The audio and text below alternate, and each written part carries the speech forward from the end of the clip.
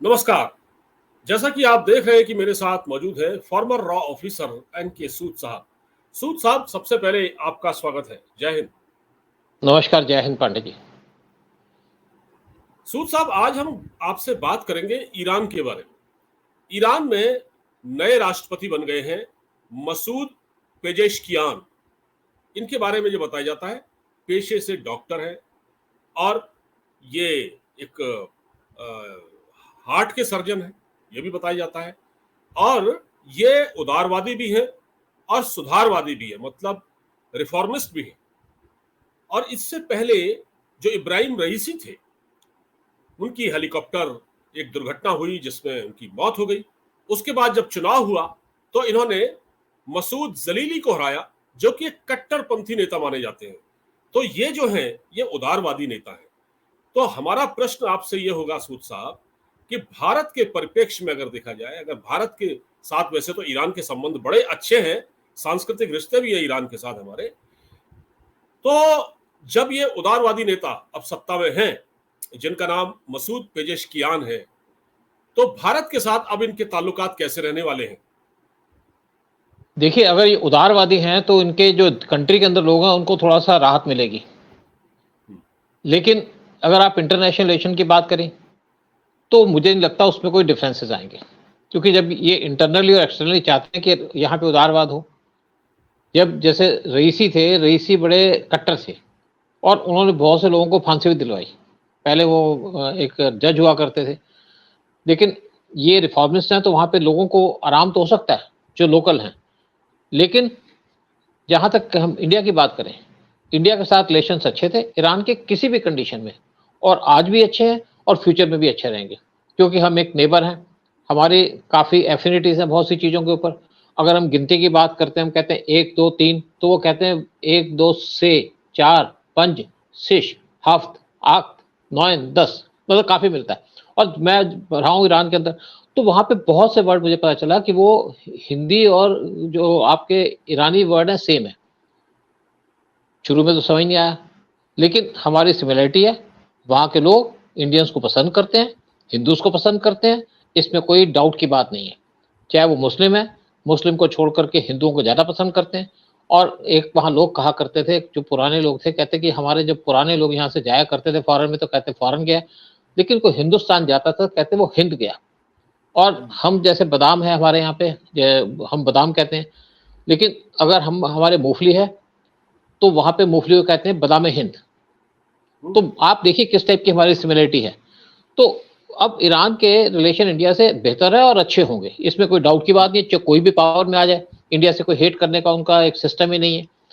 Iran चाहता है कि अब जैसे नए प्रेसिडेंट आए हैं तो ईरान ये चाहेगा कि जो इंडिया के साथ ट्रेड हो ऑयल की, इंडिया हमसे ऑयल ले। रईसी भी कोशिश कर रहे थे कि इंडिया उनसे ऑयल खरीदे, क्योंकि यूएस ने सैंक्शन लगा दी इनके ऊपर, तो इंडिया इनसे ऑयल नहीं खरीद पाया। और अगर इंडिया इनसे ऑयल लेता है तो इंडिया को भी सस्ता पड़ेगा, रुपये रियाल में हमारी ट्रेड होगी, उससे दोनों को फायदा भी है। और मुझे लगता है कि जैसे पीएम मोदी के इस टाइम पे एटीट्यूड है, इंडिया इनसे ऑयल लेगा चाहे यूएस सैंक्शन लगाए ना लगाए।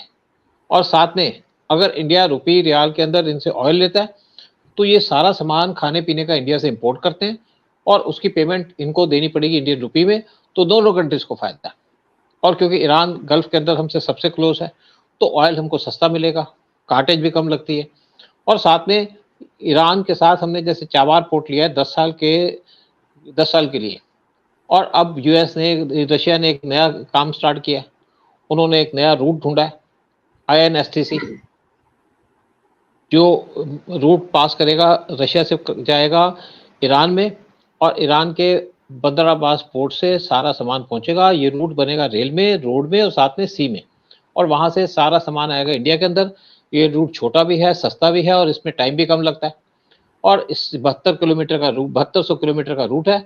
तो एक तो हमारी रशिया से ट्रेड बढ़ेगी, इसकी वजह से हमारी ईरान से भी ट्रेड बढ़ेगी।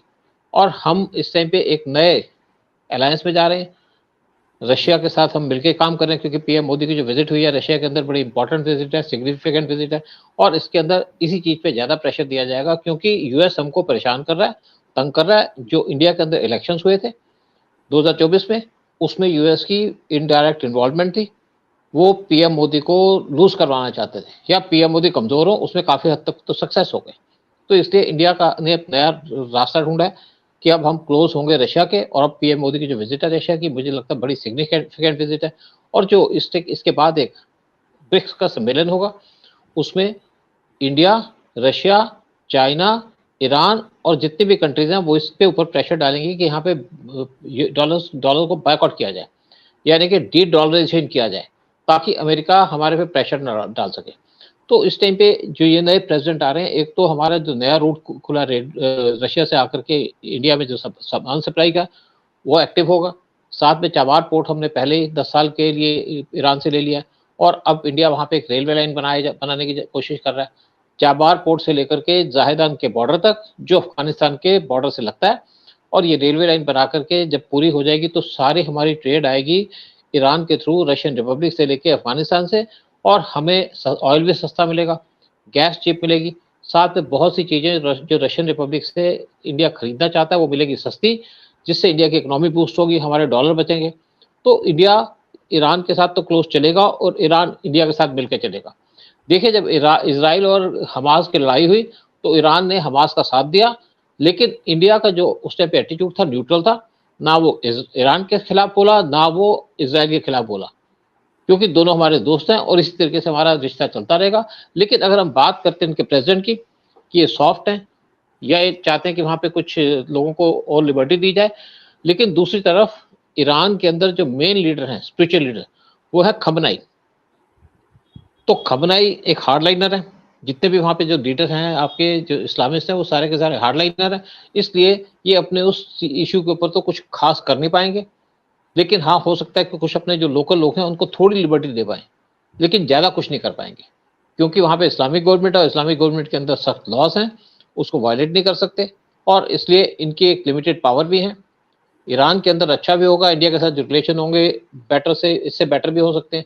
देखिए, जब रईसी वहाँ पे थे तो रईसी ने काफ़ी ओपनिंग करने की कोशिश की वर्ल्ड के साथ, इंडिया के साथ भी उन्होंने ओपन किया। चाबार पोर्ट उन्हीं के टाइम पे इंडिया को मिला था, और वो भी चाहते थे कि इंडिया ट्रेड करे, जितनी भी रशियन रिपब्लिक से वो करे ईरान के थ्रू, और वो ही कर रहे थे। देखिए, यूएस के सैंक्शन की वजह से जरूर थोड़ी सी प्रॉब्लम आई, लेकिन अब मुझे लगता है कि इनके आने के बाद वहाँ पे इंडिया के साथ रिलेशन अच्छे तो होंगे, लेकिन ज़्यादा गुंजाइश नहीं है। जितने बेस्ट होंगे वो रईसी भी कर सकते थे और ये भी कर सकते हैं, क्योंकि वहाँ के लोग इंडियन को पसंद करते हैं।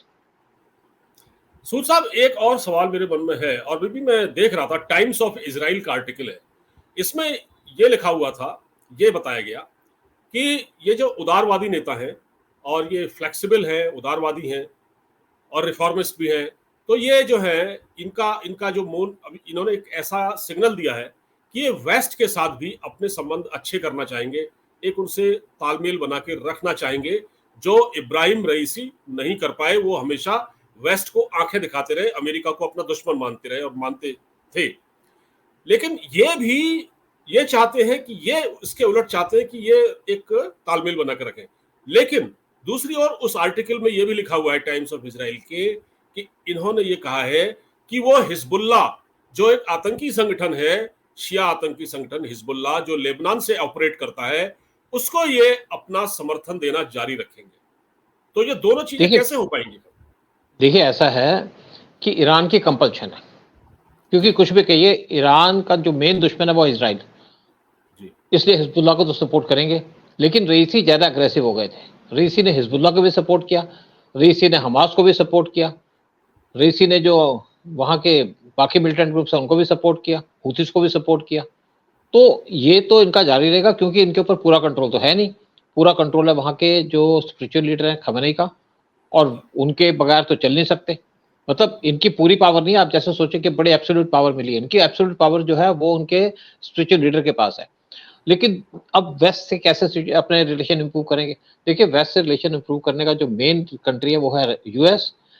जब यहाँ पे इस्लामिक रेवोल्यूशन आया था तो उस टाइम पे यूएस और यूके की जो मिशंस हैं उनके ऊपर इन्होंने कब्जा कर लिया था, और 1 साल से ज़्यादा वहाँ के जो जितने भी डिप्लोमेट्स थे उनको बंदी बना के रखा, और बहुत देर के बाद छोड़ा। तो अब क्या है कि अगर ये वेस्ट से रिलेशन इंप्रूव करेंगे तो मेन वेस्ट को प्रॉब्लम क्या है? इनको वेस्ट को इनसे मेन प्रॉब्लम है जो इनका आपका इनका प्रोग्राम है बम बनाने का। जो एटम बम बनाने का प्रोग्राम है, उसके ऊपर ऑब्जेक्शन है। अगर इनको वेस्ट से रिलेशन इंप्रूव करना चाहेंगे तो इनको प्रोग्राम को डिसमेंटल करना पड़ेगा या प्रोग्राम को स्टॉल करना पड़ेगा। और मुझे नहीं लगता कि ये वो कर पाएंगे, क्योंकि पीछे बैठे हैं दूसरे हार्डलाइनर्स जो पूरा रूल करते हैं ईरान के ऊपर, और साथ बैठे खमनाई। तो खमनाई की मर्जी के बगैर तो ये कर नहीं पाएंगे। अगर ये किसी तरीके से खमनाई को मना लें कि हम अपना जो न्यूक्लियर प्रोग्राम है उसको सस्पेंड कर देते हैं, तो तब वेस्ट से रिलेशन इंप्रूव होंगे। लेकिन क्या वो कर पाएंगे, यहाँ पे बहुत बड़ा क्वेश्चन मार्क है। तो इसलिए वेस्ट से रिलेशन को इंप्रूव या नॉर्मल करने के लिए जो सबसे इंपॉर्टेंट काम है कि उनको अपना जो प्रोग्राम है न्यूक्लियर उसको स्टॉल करना पड़ेगा। लेकिन क्या वही बात है कि क्या ये कर पाएंगे, क्या खमनाई इनको करने देंगे? तो इसीलिए मुझे नहीं लगता कि वेस्ट से ज्यादा रिलेशन इंप्रूव करने का कोई स्कोप नहीं है। जी सूद साहब, जब ईरान में शाह रजा पहलवी, जो शाह ईरान जिनको कहा जाता था, उनका शासनकाल था, तो ईरान में एक बड़ा खुलापन था। लोग कहते थे कि ईरान में इतना खुलापन था जितना शायद अमेरिका में नहीं था, जितना किसी वेस्टर्न कंट्री में नहीं था। मतलब लोग बहुत ही एक बिंदास जिंदगी वहां जीते थे। अब ये क्योंकि उदारवादी हैं, वहां आ चुके हैं, अब ये थोड़ा सा फ्लेक्सिबिलिटी दिखाएंगे, लेकिन जैसा कि आपने कहा ऊपर कंट्रोल इनके सुप्रीम लीडर खामनेई का रहेगा। तो सूद साहब, मेरा सवाल आपसे यह है कि आप तो ईरान में काफी लंबे समय तक रहे हैं, आपने वहां सर्व किया है और लोगों को बहुत नजदीक से देखा है, आपके दोस्त भी होंगे वहां पर, आप लोगों से मिलते जुलते रहे। तो ईरान में अब आप कैसा परिवर्तन देख सकते हैं? मतलब क्या कोई तब्दीली आ सकती है आपके दौर में जब आप वहां पर थे, और अब कोई बीच में आपको लगता है कि कोई सुधार आएगा? जैसे बीच में वहां पर हिजाब को लेकर हुआ और महिलाओं के को बाल काट दिए गए, महिलाओं को मृत्युदंड दे दिया गया, मौत की सजा दे दी गई। देखिए, जब मैं वहां पे था ना, तो उस टाइम पे, उससे पहले वहां पे जब खमनाई आए थे, खमानी आए थे, खमैनी पहले हार्डलाइनर थे या स्पिरिचुअल लीडर थे। ईरान काफी उदारवादी था और शाह का वहां पे रूल था। उस टाइम पे जब बेस्ट पोस्टिंग मानी जाती थी किसी भी डिप्लोमेट की, वो थी ईरान।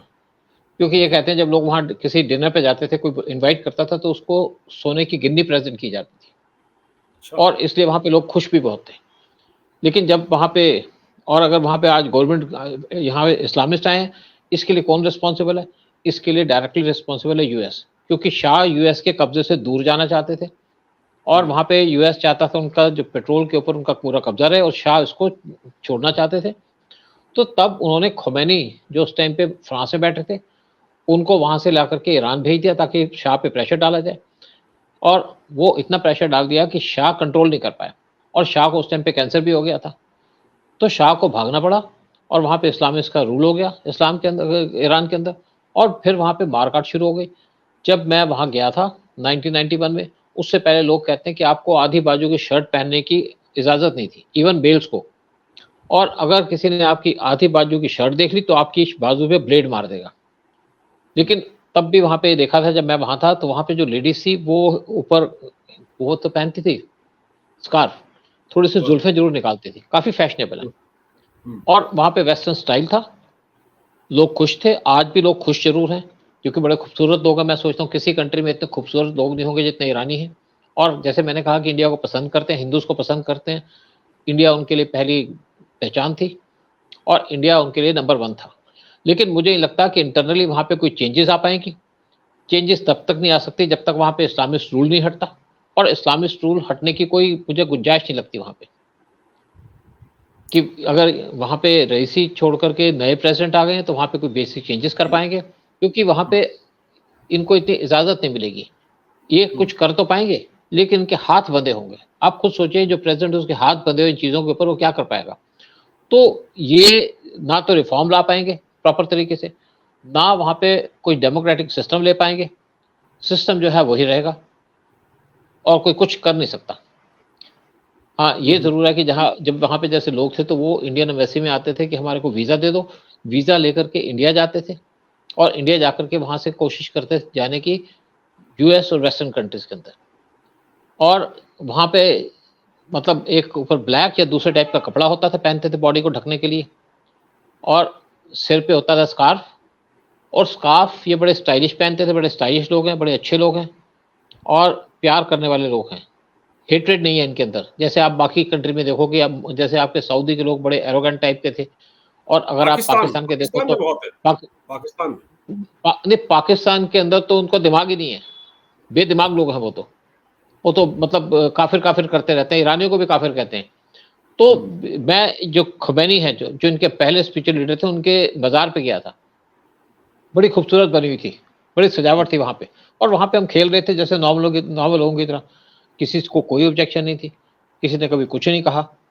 इनको ना तो हमारे को कभी, जब तक वहाँ पे कुछ दिक्कत भी थी जब मैं वहाँ पे था, क्योंकि जो हमारे वाइस प्रेज़िडेंट थे, जो उस टाइम पे एम्बेसडर थे, हमीद अंसारी, बाद में वाइस प्रेज़िडेंट बने, उन्होंने बहुत से उल्टे काम किए और हमको एक्सपोज़ भी कर दिया।